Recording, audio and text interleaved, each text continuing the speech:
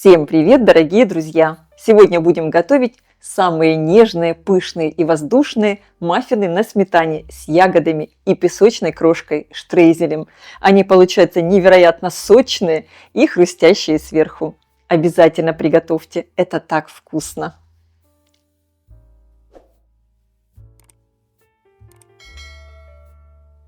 Для приготовления песочной крошки мне понадобится: в миску всыпаю муку, всыпаю сахар, щепотка соли и добавлю буквально совсем чуть-чуть корицы для аромата. Корицу добавляйте по желанию. Перемешиваю. Сразу такой аромат корицы пошел. Великолепный. Я использую тростниковый сахар. С ним крошка получается вкуснее. И он такой более крупный. И добавляю кусочки сливочного масла. Они у меня просто из холодильника. Не надо, чтобы они были сильно холодные, потому что трудно будет их перетирать. Но и вместе с тем масло не должно быть слишком мягким.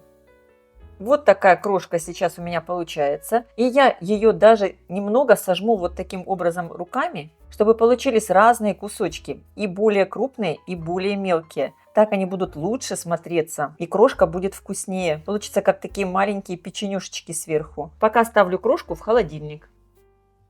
Я сразу подготовила форму для маффинов. Выложила в нее вот такие кусочки пергаментной бумаги. Просто прямоугольный кусочек пергамента разрезала. Разрезаю не до конца и вставляю в ячейку. И не нужны никакие бумажные формы. Все очень легко и просто. Я использую силиконизированную пергаментную бумагу, к ней ничего не прилипает. А зачастую вот к таким покупным формочкам часто прилипает тесто, и потом маффины получаются не такие красивые. Для рецепта мне понадобится: тесто здесь очень простое, для него не нужен миксер. Все перемешиваем венчиком и лопаткой. Разбиваю в миску 2 яйца крупного размера. Добавляю щепотку соли, всыпаю сахар и сразу добавлю чайную ложку экстракта ванили. Можно использовать и ванильный сахар. Перемешиваю все венчиком. Сильно ничего взбивать не надо.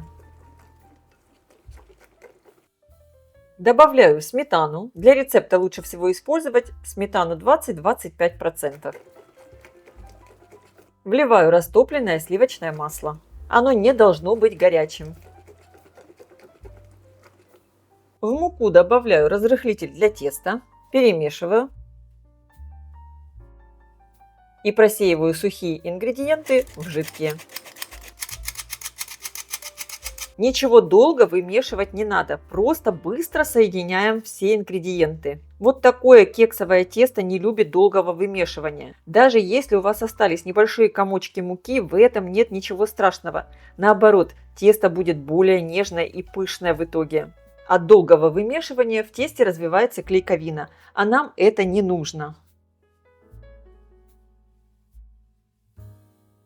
Сегодня маффины я буду готовить с голубикой. У меня голубика замороженная. Добавляю к ней неполную столовую ложку муки и перемешиваю. Таким образом ягоды будут более равномерно распределяться в тесте. Если вы, как и я, используете замороженные ягоды, предварительно их размораживать не надо.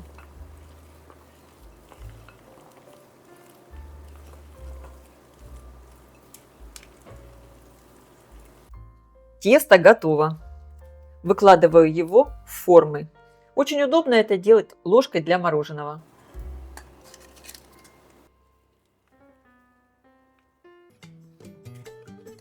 Я распределила все тесто. Из этого количества получается ровно 12 маффинов. И они будут такие достаточно крупного размера. Сверху присыпаю крошкой. Можно крошку вот так вот буквально еще немного сжимать, чтобы были такие разные кусочки.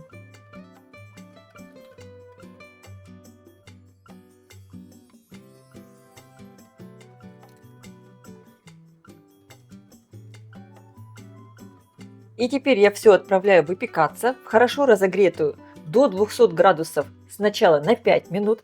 Вот эти 5 первых минут при высокой температуре дадут красивую высокую шапочку. И дальше я снижаю температуру духовки до 180 градусов и пеку еще примерно 20-25 минут. Конечно, вы ориентируйтесь по своей духовке. Форму я ставлю на средний уровень, включен верх и низ духовки.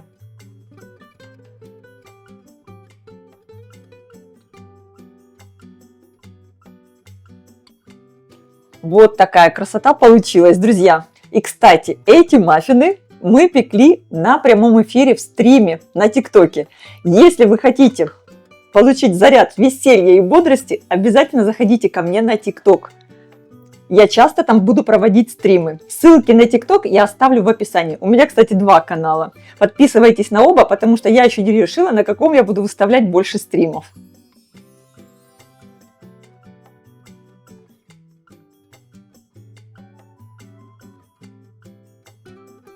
Маффины сразу достаем из форм и перекладываем на решетку, чтобы они остывали.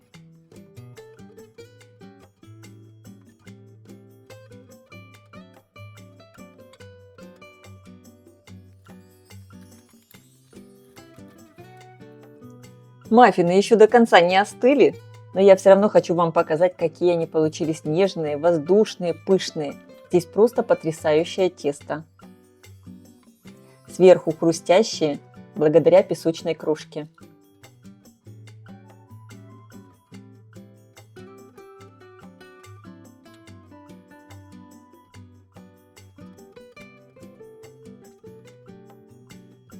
Друзья, вот такие маффины получились. Хрустящие сверху и очень-очень пышные внутри. И я, конечно, попробую. Друзья, я всем желаю приятного аппетита и приятного просмотра. Если видео вам понравилось, поставьте лайк, напишите комментарий и подпишитесь на мой канал, чтобы не пропустить новые интересные рецепты. Всем пока!